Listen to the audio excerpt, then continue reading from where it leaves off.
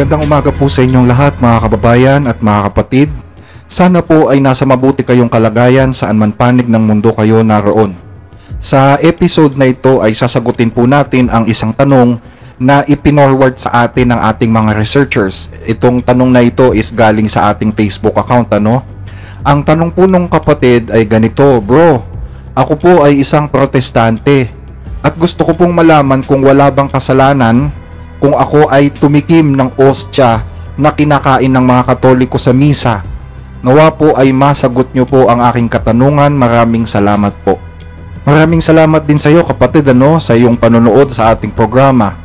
Alam mo, baka meron tayong mga kaibigang Katoliko na nakikinig na posible na meron tayong mga mabanggit na salita na hindi nila magustuhan.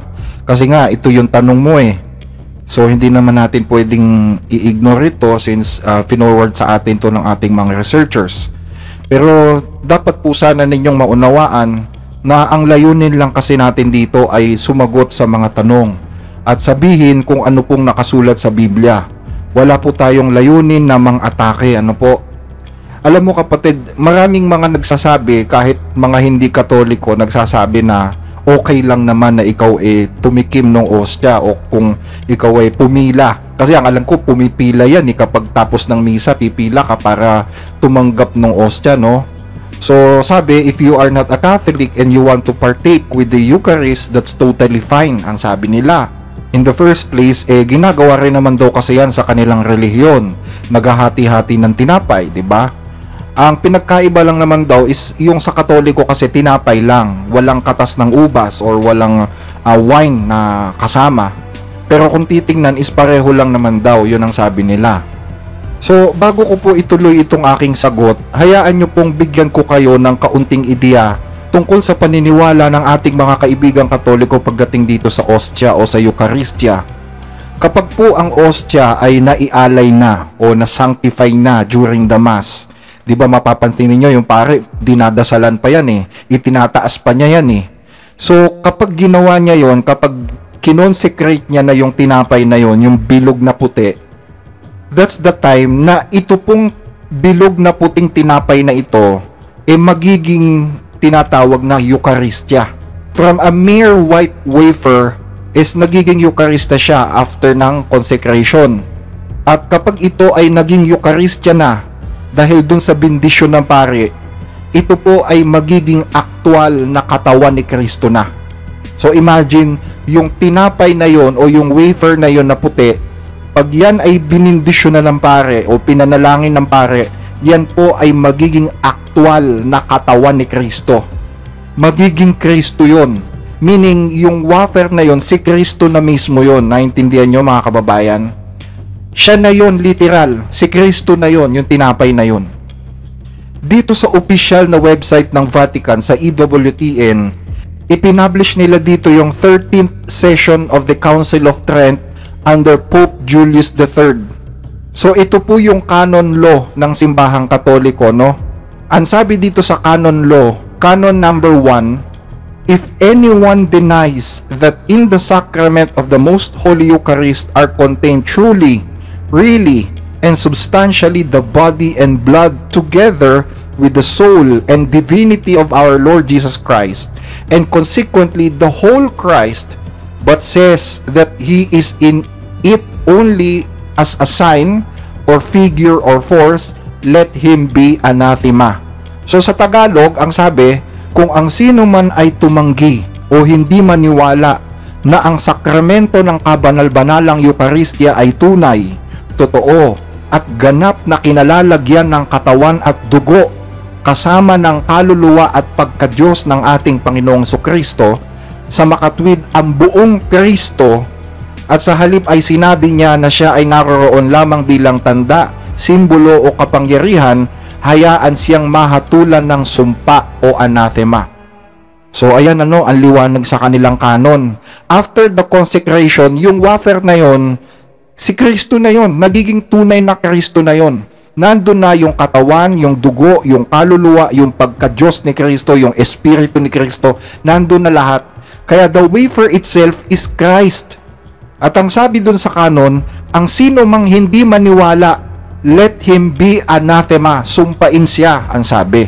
So ano katibayan na ganun nga? Ito, pakinggan ninyo si Father Soc Villegas. While the Bible, while the sacraments, while the liturgy, the prayer can be spiritual presence, the Eucharist is real, physical presence. Ibig sabihin, malalasahan, nakikita ng mata, damdam na damdam ko. So, the sacrament of the real presence is the Lord. It is not symbolic. For example, you offer a rose to your girlfriend. That is a symbol of your love. We salute the flag. That is the symbol of the Philippines. But the sacrament of the real presence is not just a symbol. It is not just like the flag of the Philippines. It is not just like a sign of something. It is real. The Lord is truly present. Ibig sabihin po, kapag pumila tayo sa komunyon at sinabing body of Christ, body of Christ talaga yon. It is not a symbol. It is the real physical body of Christ. So, pati si Father Soc, ganun din ang sinasabi, di ba? Tama yung nakalagay dun sa canon number 1 eh.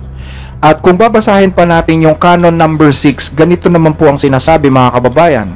If anyone says that in the holy sacrament of the Eucharist, Christ, the only begotten Son of God, is not to be adored with the worship of also outwardly manifested, and is consequently neither to be venerated with a special festive solemnity, nor to be solemnly borne about in procession according to the laudable and universal rite and custom of the Holy Church, or is not to be set publicly before the people to be adored, and that the adored thereof are idolaters, let him be anathema. Kung tatagalogin natin, ang sabi, kung ang sino man ay magsabing si Kristo ang bugtong na anak ng Diyos, ay hindi dapat sambahin sa banal na sakramento ng Eucharistia, sa pagsamba ng latria, ang pinakamataas na antas ng pagsamba na para lamang sa Diyos.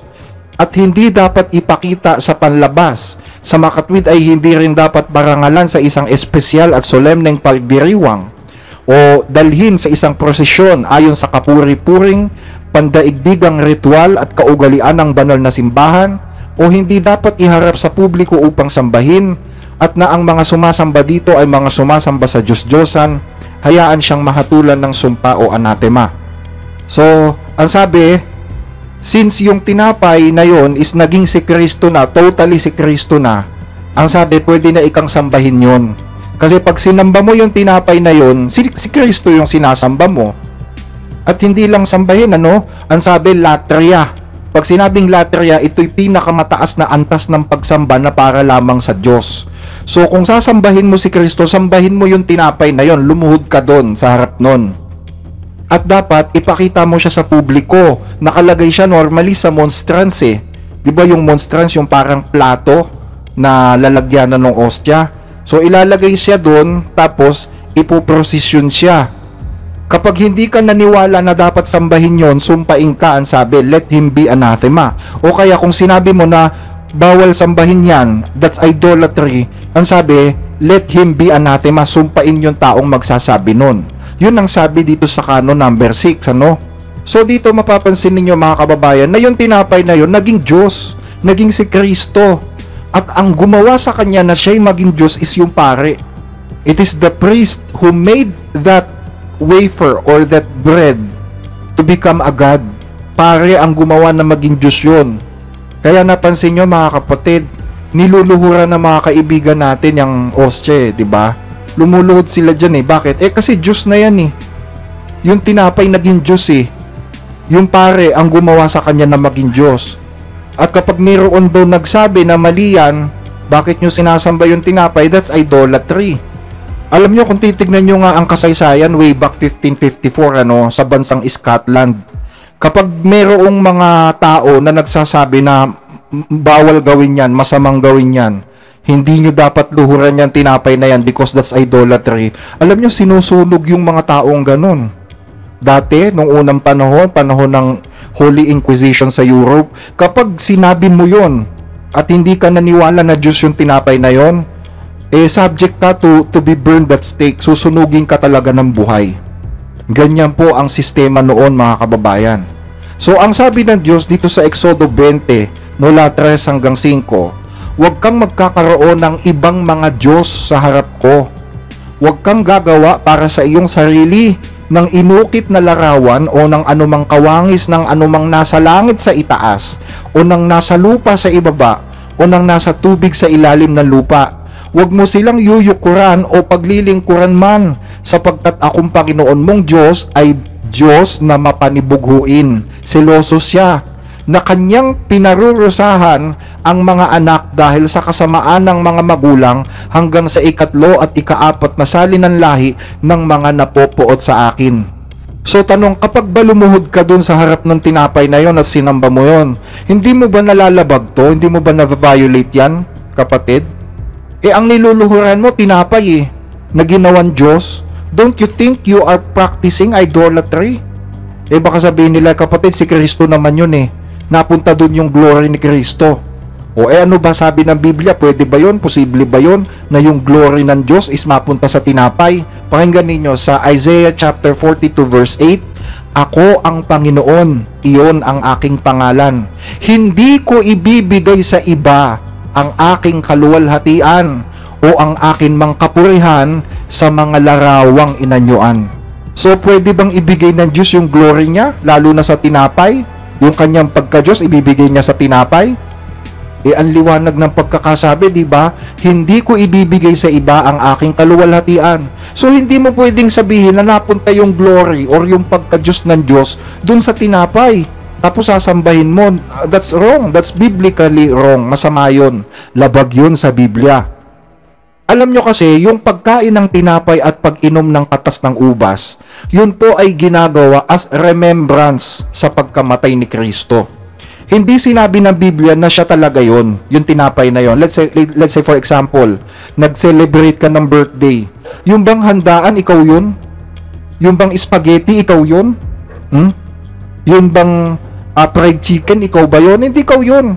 Yun ay ginawa sa pag-alaala sa iyong kaarawan. Pero hindi ikaw yung mga pagkain na yun.